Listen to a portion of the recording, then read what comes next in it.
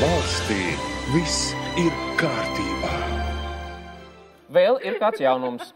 Saeimas deputāts no Zaļajiem zemnieku savienības, Kārlis Seržants, bija atbildējis uz žurnālistu jautājumu par to, kā viņam veicās darba grupā, kas ir veltīta Ukrainai. Latvijas parlaments sadarbībā ar Ukrainas parlamentu. Un lūk, ko viņš atbildēja žurnālistam.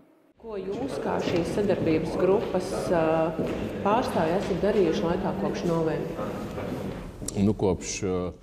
Tātad sākums ir ļoti labs. Mēs te pārtraucām vienkārši, lai jūs redzētu, ka viņš ir gatavs atbildēt. Un lūk, kas ir tālāk. Es esmu Ukrainas grupā. Man tev jājautā, šito nerakst, bet vai tad es esmu Ukrainas grupā? Un redz, ka Kārlis nezina īsti, kurā grupā viņš ir iekšā.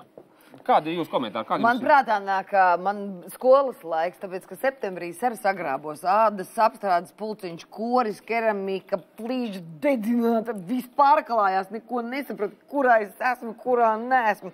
Es līdzīga. Es viņu saprotu, jā. Jo gribās palīdzēt visiem. Tas jau nav tā, ka uzreiz, ko iedomājas cilvēks parastais, tātad līdos uz visām tām valstīm, tur brauks, dzīvos, sagrābsies naudu suvenīrs. Tā jau nē. Gribas palīdzēt ar padomu, pieredzi. Un vēl, kas viņš ir tālredzīgs politiķis, viņš jau sajuta to Maidanu. Maidanu. Degpunktu speciālists jūt, kur būs filmas Makabrīns. Tieši tā. Vienīgais tagad bail par tām pārējām 15 republikām, kurās viņš ir.